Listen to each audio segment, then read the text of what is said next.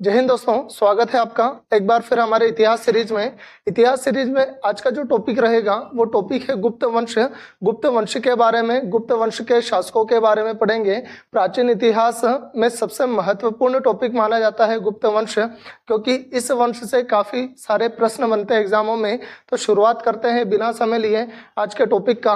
आज का टॉपिक गुप्त वंश है और गुप्त वंश का जो समय है वो 240 से लेकर तो 550 ईस्वी तक का समय है। कहाँ से गुप्त वंश के उदय होने की शुरुआत होती है, तो थोड़े पीछे चलते हैं। आपने मौर्य काल पढ़ा था। मौर्य काल के बाद आता है मौर्योत्तर काल।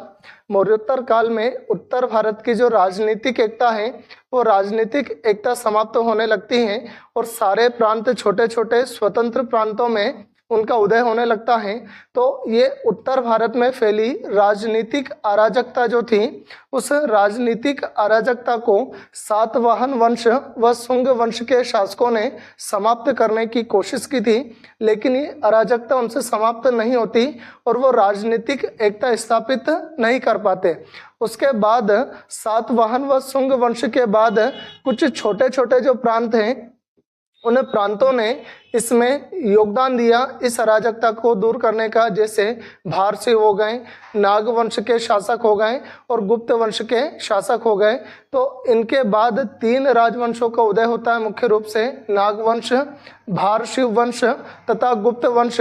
और इन सभी में गुप्त वंश सबसे महत्वपूर्ण रहता है और गुप्त वंश ने उत्तर भारत में जो राजनीतिक अराजकता फैली हुई थी उस राजनीतिक अराजकता को दूर किया तथा संपूर्ण उत्तर भारत में एक विशाल साम्राज्य की स्थापना की और उस विशाल साम्राज्य को गुप्त वंश के नाम से जाना गया। तो शुरुआत करते हैं आज गुप्त वंश से। देखिएगा, गुप्त साम्राज्य प्राचीन भारत का एक शक्तिशाली साम्राज्य था। मौर्य साम्राज्य के बाद यदि प्राचीन इतिहास में सबसे महत्वपूर्ण साम्राज्य जाना जाता है तो वो है गुप्त साम्राज्य। गुप्त साम्राज्य का जो संपूर्ण क्षेत्र था वो कहाँ पर था? उत्तर भारत। और उत्तर भारत में गुप्त वंश ने शासन किया था। ठीक है।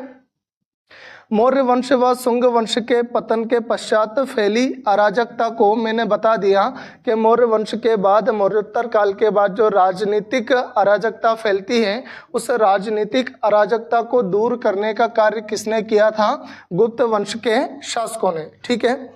मौर्योत्तर काल के उपरांत तीसरी शताब्दी, 3rd सेंचुरी, तीसरी शताब्दी ईस्वी में 3 राजवंशों का उदय हुआ। कौन कौन से? मध्य भारत में नाग वंश का उदय हुआ, ठीक, दक्षिण में वाकाटक का तथा पूर्व में गुप्त वंश प्रमुख थे। एक वंश और आता है भारसिव वंश और नाग शक्ति, इनके बारे में जिक्र होता है मध्य भारत में। दक्षिण भारत में वाकाटक वंश के शासक तथा पूर्व में बात करें तो गुप्त वंश इनमें प्रमुख था। इन तीनों राजवंशों में जिसने सबसे ज्यादा प्रसिद्धि प्राप्त की, प्रसिद्धि हासिल की, वो कौन सा वंश था? गुप्त वंश। ठीक है। मौर्योत्तर काल के पतन के पश्चात नष्ट हुई राजनीतिक एकता को पुनः स्थापित करने का कार्य गुप्त वंश के शासकों ने किया था और इसको स्थापित करने का जो श्रेय जाता है वो गुप्त वंश के शासकों में सबसे पहले श्रीगुप्त के बारे में पढ़ेंगे। ठीक है। श्रीगुप्त। गुप्त वंश का प्रारंभिक राज्य उत्तर भारत में उत्तर प्रदेश व बिहार में था। ध्यान रखना, कहाँ पर? उत्तर प्रदेश व बिहार में। और बाद में धीरे धीरे यह फैलता गया, विस्तृत होता गया। तीसरी शताब्दी के अंत में प्रयाग के निकट, ध्यान रखना, तीसरी शताब्दी के अंत में प्रयाग के निकट कौशाम्बी में इस वंश का उदय होता है और इस वंश का प्रथम शासक कौन था? श्रीगुप्त। श्रीगुप्त का समय 240 ईस्वी से लेकर तो 280 ईस्वी तक का समय रहा है। गुप्त वंश का संस्थापक श्रीगुप्त था, जो कि प्रयाग के निकट कौशाम्बी में अपना प्रशासन की शुरुआत करता है। ठीक है। कौशाम्बी में, प्रयाग के निकट कौशाम्बी में इस वंश का उदय हुआ था और इस वंश का प्रथम शासक कौन था? श्रीगुप्त। प्रसिद्ध इतिहासकार केपी जायसवाल, ध्यान रखना, प्रसिद्ध इतिहासकार केपी जायसवाल के अनुसार श्रीगुप्त भारशिवों के अधीन छोटे राज्य प्रयाग के शासक थे। किसके अधीन थे ये? भारशिव राजाओं के अधीन थे, जो कि प्रयाग के शासक थे, जो कि बाद में अपनी शक्ति बढ़ाकर और स्वतंत्र हो जाते हैं। तो पहले भारशिवों के अधीन अपना कार्य इन्होंने प्रारंभ किया था, उसके बाद धीरे धीरे अपनी शक्ति बढ़ाते हैं और शक्ति बढ़ाकर क्या हो जाते हैं? एक स्वतंत्र शासक बनते हैं और गुप्त वंश की स्थापना करते हैं। तो बात करते हैं सबसे पहले गुप्त वंश के प्रथम शासक श्रीगुप्त की। श्रीगुप्त का समय क्या था? 240 से 280 ईस्वी तक। क्या क्या खास बातें निकल कर आती हैं? तो सबसे पहली बात तो ये कि श्रीगुप्त गुप्त वंश के संस्थापक थे और इन्होंने आदिराज की उपाधि धारण की थी। ठीक है, चर्चा करते हैं। श्रीगुप्त गुप्त वंश के संस्थापक थे, फाउंडर थे। इन्होंने ही गुप्त वंश की नींव रखी थी। श्रीगुप्त को प्रभावती के पूना ताम्रपत्र में, ठीक है, श्रीगुप्त को प्रभावती के पूना ताम्रपत्र में आदिराज कहा गया है। मतलब इन्होंने आदिराज की उपाधि धारण की थी और उसके जो सबूत हैं वो कहाँ से मिलते हैं? प्रभावती के पूना ताम्रपत्र से। श्रीगुप्त ने चीनी तीर्थ यात्रियों के लिए मृगशिखा वन में एक बौद्ध मंदिर का निर्माण कराया था। बात ये बिल्कुल ध्यान रखने वाली है। श्रीगुप्त ने चीनी तीर्थ यात्रियों के लिए मृगशिखा वन में एक बौद्ध मंदिर का निर्माण कराया था और उसके वह हेतु 24 गांव दान में दिए थे। ठीक है, श्रीगुप्त के बाद उनके उत्तराधिकारी बनते हैं घटोत्कच। 280 ईस्वी से 319 ईस्वी तक का इनका समय था। बात करते हैं इनके कुछ महत्वपूर्ण पॉइंट के ऊपर। ये गुप्त वंश के दूसरे राजा थे। प्रथम राजा कौन थे? श्रीगुप्त। दूसरे राजा कौन थे? घटोत्कच, जो कि इस वंश के प्रथम शासक श्रीगुप्त के पुत्र व उत्तराधिकारी थे। ठीक है, इन्होंने महाराज की उपाधि धारण की थी। श्रीगुप्त ने किसकी उपाधि? आदिराज की उपाधि।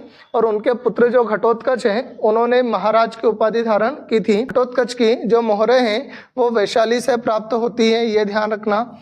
इनका राज्य संभवतः मगध के आसपास तक ही सीमित था। मतलब इन्होंने अपने राज्य का ज्यादा विस्तार नहीं किया था। बिहार, उत्तर प्रदेश तथा मगध के आसपास इनका साम्राज्य फैला हुआ था। लेकिन इनके उत्तराधिकारी चंद्रगुप्त प्रथम जो बने थे वो एक विख्यात शासक हुए जिन्होंने अपने साम्राज्य का खूब विस्तार किया। तो इनके उत्तराधिकारी बनते हैं चंद्रगुप्त प्रथम। अब आगे पढ़ते हैं चंद्रगुप्त के बारे में। चंद्रगुप्त का जो समय है वो 320 से, चंद्रगुप्त का समय 320 ईस्वी से 335 ईस्वी तक का समय है। चंद्रगुप्त प्रथम को गुप्त वंश का वास्तविक संस्थापक माना जाता है। ध्यान रखना, गुप्त वंश का संस्थापक श्रीगुप्त को माना जाता है, जबकि चंद्रगुप्त प्रथम को गुप्त वंश का वास्तविक संस्थापक माना जाता है। चंद्रगुप्त प्रथम ने उस समय के प्रसिद्ध लिच्छवी राज्य की राजकुमारी कुमार देवी से विवाह किया था और इस विवाह में दहेज के रूप में उन्हें वैशाली प्राप्त हुई थी। बात को ध्यान रखना, वैशाली उस समय एक प्रमुख राज्य था जो राज्य इनको दहेज के रूप में कुमार देवी से विवाह करने पर प्राप्त हुआ था। 319-20 ईस्वी में जब ये सिंहासन पर बैठते हैं तो इन्होंने गुप्त संवत चलाया था। चंद्रगुप्त प्रथम ने अपने साम्राज्य का विस्तार किया तथा सर्वप्रथम महाराजाधिराज की उपाधि प्राप्त की थी। इनके जो दादाजी थे श्रीगुप्त ने आदिराज की उपाधि धारण की थी। उसके बाद चंद्रगुप्त प्रथम ने महाराजाधिराज की उपाधि धारण की थी। चंद्रगुप्त प्रथम ने अपने जीवन काल में ही अपने सुयोग्य पुत्र समुद्रगुप्त को अपना उत्तराधिकारी घोषित किया था। अभी तक श्रीगुप्त, फिर घटोत्कच, फिर चंद्रगुप्त प्रथम और उसके बाद अब किनके बारे में पढ़ेंगे? समुद्रगुप्त के बारे में। समुद्रगुप्त को भारत का नेपोलियन कहा जाता है। और क्यों इन्हें भारत का नेपोलियन कहा जाता है उन बातों पर आगे जिक्र होगा। तो पढ़ते हैं समुद्रगुप्त के बारे में। समुद्रगुप्त का समय 335 से 375 ईस्वी, काफी लंबा समय रहा है, काफी लंबा शासनकाल रहा है इनका। 40 वर्ष इनका शासनकाल रहा है। तो समुद्रगुप्त 335 ईस्वी में राज सिंहासन पर बैठते हैं। समुद्रगुप्त आक्रमणकारी एवं साम्राज्यवादी शासक थे क्योंकि इन्होंने अपने साम्राज्य का खूब विस्तार किया था, जिस कारण से इन्हें आक्रमणकारी एवं साम्राज्यवादी शासक की संज्ञा दी है। समुद्रगुप्त चंद्रगुप्त प्रथम व कुमार देवी के पुत्र थे। इनके पिता थे चंद्रगुप्त प्रथम और इनकी माता कौन थी? कुमार देवी। समुद्रगुप्त को प्राचीनतम भारतीय इतिहास में महानतम शासकों में शामिल किया गया था क्योंकि इन्होंने उत्तर भारत के 9 व दक्षिण भारत के 12 राज्यों को जीता था, जिस कारण से इन्हें महानतम शासक कहा जाता है। इन्होंने आर्यवर्त मतलब उत्तरी भारत के 9 शासकों तथा दक्षिणावर्त अर्थात दक्षिण भारत के 12 शासकों को पराजित किया था, जिस कारण से इन्हें भारत का नेपोलियन कहा जाता है। बात ध्यान रखना, इन्हें भारत का नेपोलियन कहा जाता है। किन्हें? समुद्रगुप्त को। समुद्रगुप्त विष्णु भक्त थे। समुद्रगुप्त ने अश्वमेघकर्ता व विक्रमांक की उपाधि धारण की थी। अब ये एक महान शासक होने के साथ साथ संगीतज्ञ भी थे, वीणा वादन किया करते थे, वीणा बजाते थे, जिसके कारण इन्हें कविराज भी कहा जाता है। ठीक है, समुद्रगुप्त को भारत का नेपोलियन कहा जाता है, समुद्रगुप्त को अश्वमेघकर्ता कहा जाता है, समुद्रगुप्त को विक्रमांक कहा जाता है और समुद्रगुप्त वीणा वादन संगीतज्ञ भी थे, जिस कारण से इन्हें कविराज की उपाधि भी प्रदान की गई है। हरिशेन समुद्रगुप्त के मंत्री व दरबारी कवि थे। हरिशेन वही व्यक्ति थे जिन्होंने प्रयाग प्रशस्ति लिखी थी। प्रयाग प्रशस्ति की जिन्होंने रचना की थी वही हरिशेन समुद्रगुप्त के दरबार में रहते थे। आगे इस पॉइंट पर चर्चा होगी। हरिशेन द्वारा रचित प्रयाग प्रशस्ति से समुद्रगुप्त के राज्यारोहण, उनकी विजय, उनके साम्राज्य विस्तार आदि के बारे में बिल्कुल सटीक और सही जानकारी प्राप्त होती है। तो हरिशेन किनके दरबारी कवि थे? समुद्रगुप्त के। हरिशेन की पुस्तक का नाम क्या था? प्रयाग प्रशस्ति। और प्रयाग प्रशस्ति में किसके बारे में जानकारी प्राप्त होती है? तो समुद्रगुप्त के बारे में। और समुद्रगुप्त को क्या कहा जाता है? भारत का नेपोलियन, कविराज, विक्रमांक भी इन्हें कहा जाता है। प्रयाग प्रशस्ति में समुद्रगुप्त को ईश्वर का प्रतिनिधि माना है। ठीक है, तो अभी तक अपन ने पढ़ा श्रीगुप्त, उसके बाद घटोत्कच, उसके बाद चंद्रगुप्त प्रथम, उसके बाद पढ़ा है समुद्रगुप्त। अब आगे बढ़ते हैं। समुद्रगुप्त के बाद आते हैं रामगुप्त। रामगुप्त का शासनकाल थोड़ा सा विवादित सा लगता है, इसलिए मैंने सन इसमें नहीं डाला है। रामगुप्त प्राचीन भारत में 3री से 5वीं सदी तक शासन करने वाले गुप्त राजवंश के राजा थे। उनकी राजधानी पाटलिपुत्र थी, जो वर्तमान समय में पटना के रूप में बिहार की राजधानी है। ठीक है, ये एक विलासी, दुर्बल व कायर शासक थे और उनकी हत्या उनके छोटे भाई देवगुप्त, जिनको चंद्रगुप्त द्वितीय के नाम से जाना जाता है, तो विलासी, दुर्बल व कायर शासक थे, उनकी हत्या उनके छोटे भाई देवगुप्त कर देते हैं और देवगुप्त को चंद्रगुप्त द्वितीय के नाम से भी जाना जाता है। रामगुप्त की जानकारी कहाँ से प्राप्त होती है? तो उदयगिरी से प्राप्त होती है, उनके द्वारा जारी किए गए तांबे के सिक्के से प्राप्त होती है। बारी है चंद्रगुप्त द्वितीय को पढ़ने की। तो चंद्रगुप्त द्वितीय का समय 380 ईस्वी से 415 ईस्वी तक था। समुद्रगुप्त के बाद राज्य सिंहासन पर चंद्रगुप्त द्वितीय शासन करते हैं, जिनका समय 380 से 415 ईस्वी तक रहा। शकों को पराजित करने के उपलक्ष्य में इन्हें शाकाहारी के नाम से भी जाना जाता है। ठीक है, ध्यान रखना, इन्होंने किनको पराजित किया था? शकों को पराजित किया था। शकों को पराजित करने के उपलक्ष्य में इन्होंने चांदी के सिक्के चलाए और साथ ही साथ इन्होंने शाकाहारी की उपाधि भी धारण की थी चंद्रगुप्त द्वितीय ने। चंद्रगुप्त द्वितीय ने अपनी दूसरी राजधानी उज्जैन को बनाया था। चंद्रगुप्त द्वितीय ने अपनी दूसरी राजधानी उज्जैन को बनाया था। चंद्रगुप्त द्वितीय के उपनाम देवराज, विक्रमादित्य व परम भागवत के नाम से भी इनको जाना जाता है। चंद्रगुप्त द्वितीय के शासनकाल में चीनी यात्री फाहियान भारत आया था, जिसकी पुस्तक का नाम फा की क्यों था। ठीक है, मैं पहले पढ़ा चुका हूँ इस पुस्तक के बारे में। तो चंद्रगुप्त द्वितीय के शासनकाल में चीनी यात्री फाहियान भारत आया था और उसकी पुस्तक का नाम क्या था? फा की क्यों। चंद्रगुप्त द्वितीय के शासनकाल में संस्कृत भाषा के प्रसिद्ध कवि कालिदास रहते थे। कालिदास ने काफी सारी पुस्तकों, नाटकों की रचना की, जैसे मालविकाग्निमित्र, रघुवंशम, मेघदूतम। इस प्रकार से चंद्रगुप्त द्वितीय के शासनकाल में प्रसिद्ध आयुर्वेदाचार्य धन्वंतरी भी रहते थे।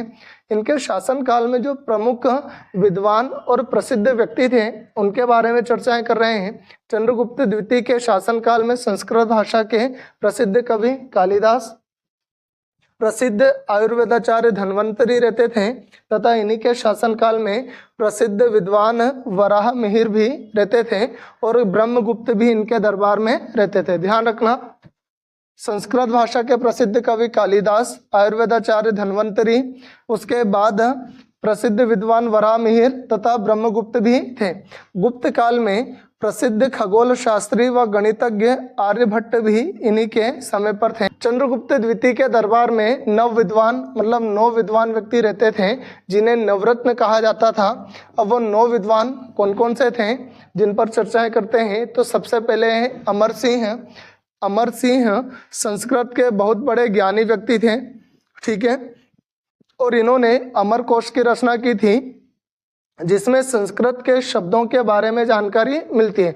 तो नवरत्नों में सबसे पहले पढ़ा है अमर सिंह, जो संस्कृत के विद्वान थे और उन्होंने अमर कोश की रचना की थी। दूसरे थे धन्वंतरी, ये प्रसिद्ध आयुर्वेदाचार्य तथा चिकित्सक थे। अगले तीसरे थे हरिशेन। हरिशेन जिन्होंने प्रयाग प्रशस्ति की रचना की थी, ठीक है, इनके दरबारी कवि थे। अगले हैं चौथे कालिदास, जो संस्कृत के प्रसिद्ध कवि व नाटककार थे। इन्हें भारत का शेक्सपियर कहा जाता है।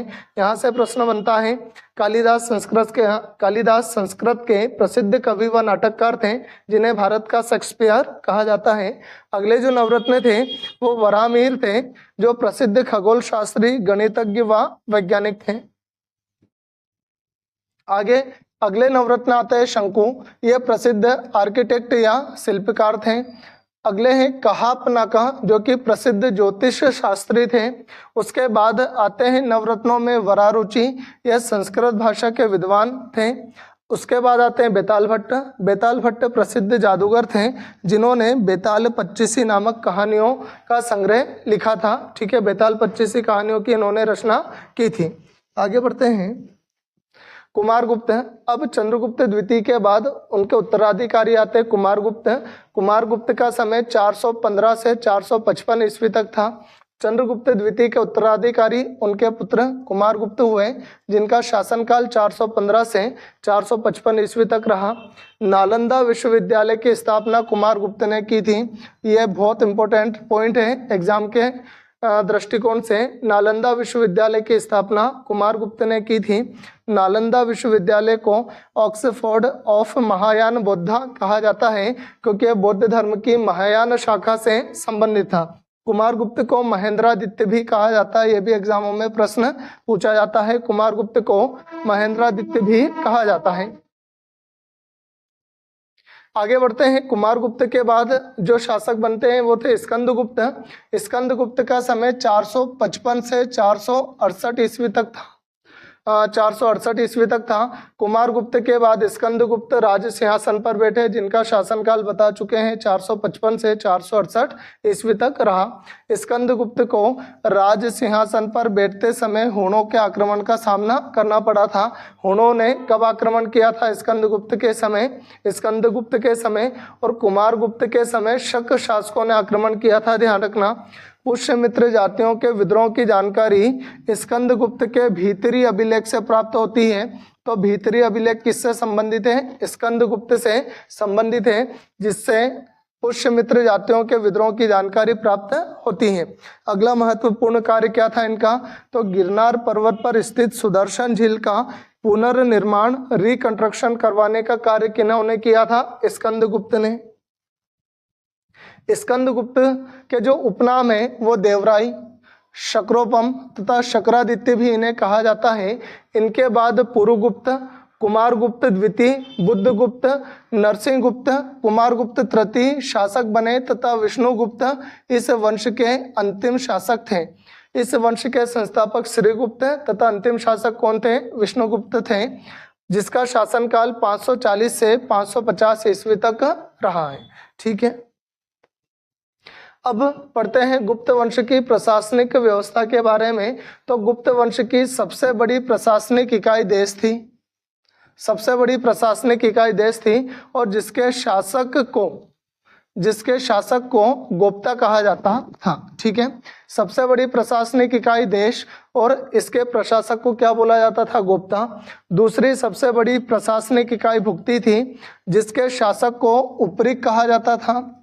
उपरिक के नीचे विषय होते थे और जिनका प्रमुख विषयपति कहलाता था। सबसे बड़ी प्रादेशिक इकाई देश, जिसका प्रशासक गोप्ता। दूसरी सबसे बड़ी इकाई भुक्ति, जिसका प्रशासक उपरिक कहलाता था। उपरिक के नीचे विषय होते थे भुक्ति से छोटे, ठीक है, ध्यान रखना, भुक्ति से छोटी प्रशासनिक इकाई, भुक्ति से छोटी प्रशासनिक इकाई विषय होती थी, जिसका प्रमुख विषयपति कहलाता था।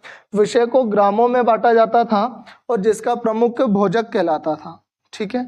मतलब सबसे बड़ी इकाई देश और प्रशासक गोप्ता, सबसे छोटी इकाई ग्राम और उसका प्रशासक भोजक कहलाता था। गुप्त काल में प्रशासन की सबसे छोटी इकाई ग्राम होती थी, ठीक है। आगे बढ़ते हैं। गुप्त वंश के महत्वपूर्ण तथ्य, खूब प्रश्न आते हैं एग्जामों में इन महत्वपूर्ण तथ्यों से। गुप्त काल में भू राजस्व की दर 1/4 से 1/6 होती थी, ध्यान रखना। नगर का मुख्य अधिकारी पुरपाल कहलाता था, जो नगर की रक्षा करता था विदेशी आक्रांताओं से। संस्कृत गुप्त राजाओं की राजकीय भाषा थी। गुप्तों की राजकीय भाषा क्या थी? संस्कृत। गुप्त काल में चांदी के जो सिक्के थे, इन चांदी के सिक्कों को रुपया कहा जाता था। नारद स्मृति, कात्यायन स्मृति तथा बृहस्पति स्मृति गुप्त वंश से संबंधित थी। अब सबसे महत्वपूर्ण प्रश्न है, मंदिर बनाने की कला का प्रारंभ कहाँ से हुआ था? गुप्त काल से। गुप्त काल से ही मंदिर बनाने की कला का प्रारंभ माना जाता है। अजंता में उपस्थित 29 गुफाओं में से गुफा नंबर 16 व 17 गुप्त कालीन गुफाएं थी। गुप्त काल में निर्मित अन्य गुफा बाघ की गुफा थी, जो कि बाघ नामक स्थान पर, बाघ पड़ता कहाँ है? मध्य प्रदेश के धार जिले में स्थित है। मध्य प्रदेश के धार जिले में स्थित बाघ जो है, वहाँ पर भी गुप्त काल की प्रमुख गुफाएं मिलती हैं। गुप्त काल लौकिक साहित्य के सृजन हेतु प्रसिद्ध है। इस समय भास की 13 नाटक और शूद्रक की जो प्रमुख नाटक थी मृच्छकटिकम, उसकी रचना गुप्त काल में की गई थी। गुप्त काल में कालिदास द्वारा रचित अभिज्ञान शाकुंतलम, मेघदूत, कुमार संभवम संस्कृत भाषा की प्रसिद्ध नाटक रही है, जो कि विश्व प्रसिद्ध थी। अभिज्ञान शाकुंतलम प्रथम भारतीय रचना थी, जिसका अनुवाद यूरोपीय भाषा में हुआ है। ध्यान रखना, किनकी रचना थी? कालिदास की रचना। कालिदास की रचना कौन सी थी? अभिज्ञान शाकुंतलम। और अभिज्ञान शाकुंतलम वह रचना थी या वह पुस्तक थी जो जिसका अनुवाद यूरोपीय भाषा में हुआ था, सबसे पहली नाटक। साहित्यिक उपलब्धियों के कारण गुप्त काल को भारतीय इतिहास का स्वर्ण काल, गोल्डन एरा भी इसे कहा जाता है। सबसे महत्वपूर्ण एक बात और, साहित्यिक उपलब्धियों के कारण गुप्त काल को भारतीय इतिहास का स्वर्ण काल, गोल्डन एरा इसे कहा जाता है। सती प्रथा का प्रथम प्रमाण 510 ईस्वी के भानुगुप्त के एरन अभिलेख से प्राप्त होता है, ठीक है। और एरन कहाँ पड़ता है? मध्य प्रदेश के सागर जिले में। मध्य प्रदेश का सागर जिला, उसमें सबसे पहले सती प्रथा के बारे में जानकारी मिलती है। गुप्त शासकों का व्यक्तिगत धर्म वैष्णव था और इन्होंने वैष्णव या भागवत धर्म को राज्य धर्म के रूप में अपनाया था। गुप्त वंश का राजकीय चिन्ह क्या था? गरुड़। गुप्त वंश का राजकीय चिन्ह गरुड़ था। गुप्त राजाओं ने परम भागवत नामक धार्मिक उपाधि धारण की थी। शिव के अर्धनारीश्वर आदि माता पार्वती और आधे भगवान शिव की जो सम्मिलित मूर्ति थी, उस मूर्ति को अर्धनारीश्वर कहा जाता है। और अर्धनारीश्वर रूप की मूर्तियां गुप्त काल में ही बनाई गई थी। गुप्त काल में त्रिमूर्ति ब्रह्मा, विष्णु और महेश तीनों की जो मूर्तियों का प्रचलन हुआ था, वो कब प्रारंभ हुआ था? गुप्त काल में। गुप्त कालीन मंदिर कला का सर्वोत्तम उदाहरण देवगढ़ का दशावतार मंदिर है, जिसमें भगवान विष्णु के 10 अवतारों को बताया गया है। गुप्त काल को संस्कृत साहित्य का भी स्वर्ण काल कहा जाता है। गुप्त काल ब्राह्मण धर्म के पुनरुत्थान का काल था। इसमें भागवत धर्म फिर से विकसित हुआ था, उदय हुआ था। मंदसौर अभिलेख राजा कुमार गुप्त से संबंधित है, जिसमें रेशम बुनकर की श्रेणियों का पता चलता है। श्रेणियां मतलब समिति। स्कंद गुप्त के भीतरी अभिलेख से हुणों के आक्रमण की जानकारी मिलती है, पहले भी पढ़ चुके हैं। तोरमन व मिहिर कुल हुण राजा थे, जिनका संबंध गुप्त काल से था।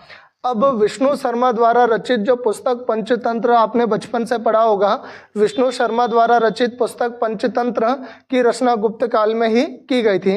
गुप्त काल में सोने की मुद्राओं को दिनार कहा जाता था। गुप्त काल में राजाओं को भूमि उत्पादन से प्राप्त जो कर था उस कर को भाग कहा जाता था तथा उपहार स्वरूप जो भेंट में मिलता था उसे भोग कहा जाता था। भूमि उत्पादन से प्राप्त कर को भाग कहा जाता था, जबकि उपहार के रूप में मिले जो राजस्व है उस राजस्व को भोग कहा जाता था। अब गुप्तकालीन प्रमुख रचनाएं एवं उनके रचनाकार के बारे में पढ़ते हैं। एग्जाम में सीधी सीधी इनकी रचनाएं पूछते हैं। तो सबसे पहले बात करते हैं कालिदास की।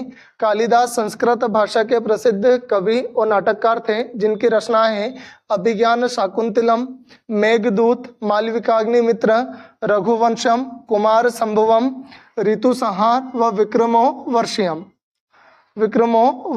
ठीक है। उसके बाद विशाख दत्त की पुस्तक है मुद्रा राक्षस, देवीचंद्र गुप्तम। अगले जो लेखक हैं वो है भारवी की रचना है किरातार्जुनीयम। अमर सिंह ने अमरकोश की रचना की थी। उसके बाद आते हैं भास ने स्वप्न वासव दत्तम तथा चारु दत्तम की रचना की थी। उसके बाद आते हैं शूद्रक ने मृच्छकटिकम नामक पुस्तक लिखी थी। वराहमिहिर ने वृहत संहिता व पंच सिद्धांतिका की रचना की थी। आर्यभट्ट ने सूर्य सिद्धांत व आर्यभट्टियम की रचना की थी। राजशेखर ने काव्य मीमांसा और धन्वंतरी ने शल्य शास्त्र की रचना की थी। इस प्रकार आज का टॉपिक था गुप्त वंश। काफ़ी सारे महत्वपूर्ण प्रश्न बनते हैं इस टॉपिक से। यदि आज का वीडियो आपको अच्छा लगा तो लाइक करें, शेयर करें तथा सब्सक्राइब करें उत्कर्ष एकेडमी पचोर के यूट्यूब चैनल को। आज के लिए बस इतना ही। जय हिंद, जय भारत।